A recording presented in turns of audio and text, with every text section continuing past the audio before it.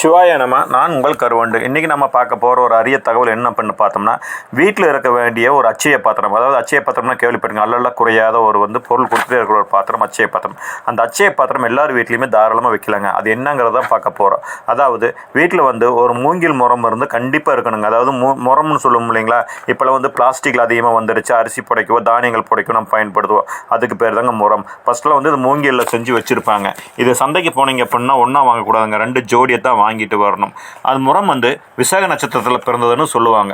குரு பகவானோட அம்சன்னு கூட சொல்லுவாங்க. முறத்தை யாருக்குமே தானமாகவோ கடனாகவோ கொடுக்கக்கூடாது. அதாவது நான் கொஞ்சம் அரிசி தானியம் சுத்தம் பண்ணிட்டு தர கொஞ்சம் கொடுங்கன்னா அந்த மாதிரி முறத்தில் கொடுக்கவே கூடாது அப்படிங்கிறது ஒரு ஐதீகங்க. முறமுங்கிறதுங்க அல்ல குறையாத ஒரு அச்சய பாத்திரம் அப்படிங்கிறதுனால முன்னையெல்லாம் பார்த்தீங்க அப்படின்னா யாராவது யாசகம் கேட்டு வந்தாலோ இல்லை ஏதோ ஒரு வீட்டுக்கு நம்ம ஏதாச்சும் கொடுக்கணுமோ அப்படின்னா முறத்தில் தான் போட்டு கொண்டு போய் கொடுத்துட்டு மறுபடியும் அதை கொட்டிட்டு மறுபடியும் ஒரு 2 அரிசியோ அதை தானியமோ எடுத்து மறுபடியும் முறத்தில் போட்டு வீட்டுக்கு கொண்டு வருவாங்க. ஏன் அப்படின்னு கேட்டால் முறத்தில் கொடுத்தா நம்ம வீட்டில் பெருகும் அப்படிங்கிற ஒரு ஐதீகம் கூட இருக்குதுங்க. பொங்கல் அன்னைக்கு பார்த்தீங்க அப்படின்னா சூரிய பகவானுக்கு படையல் போடுவாங்க. இன்னும் கிராமப்புறங்களில் நீங்கள் பார்க்கும்போது அந்த முறத்தில் தான் தேங்காய் பழம் பச்சரிசி அந்த பொங்கலுக்கு என்னென்ன வச்சு நம்ம படையல் போடுறோமோ, சூரியனுக்கு என்னென்ன வச்சு நம்ம செய்முறை செய்கிறோமோ எல்லாமே அந்த முறத்தில் தான் வச்சு படையில் போட்டிருப்பாங்க. இதை கிராமத்து பக்கம் இருக்கிற குழந்தைகள், கிராமத்து பக்கம் இருந்த பெரியவங்களுக்கு தெரியுங்க. வீட்டில் பெரியவங்க இருந்தால் கேட்டு பாருங்கள் முறத்தனோட பயன் என்னான்னு சொல்லி அவங்க சொல்லுவாங்க.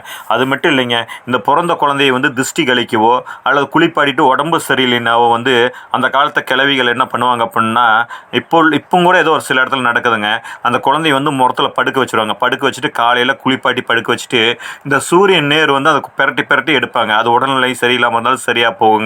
அதாவது குழந்தையோட கண் திருஷ்டி அது எது இருந்தாலும் சரிங்க, அது எல்லாமே சரியாக போகும். அதனால் முறத்தில் வச்சு தான் அந்த குழந்தைய சூரியனுக்கு படையலாக காட்டுவாங்க. அது இப்பவும் கூட நீங்கள் கண் கூட ஒவ்வொரு இடத்துல நீங்கள் பார்க்கலாங்க. அது மட்டும் இல்லைங்க, கடைசி காலத்துக்கும் கூட சுடுகாடு வரைக்கும் வர்றது இந்த முறம் தாங்க. அதாவது முன்ன காலத்துல எல்லாம் யார்த்தர் வீட்டில் இறந்து போயிட்டாங்க அப்படின்னா அந்த முறத்தில் தான் வச்சு எல்லா பொருளுமே, அதாவது பொரி கடலை கடுகு இந்த மாதிரி பூஜை பொருள் எல்லாம் தலைமையில் வச்சுருப்பாங்க இல்லைங்களா, அதெல்லாம் முறத்தில் வச்சு தான் எடுத்துகிட்டு போவாங்க. ஆனால் கண்டிப்பாக முறத்தை வாங்கி வைங்க.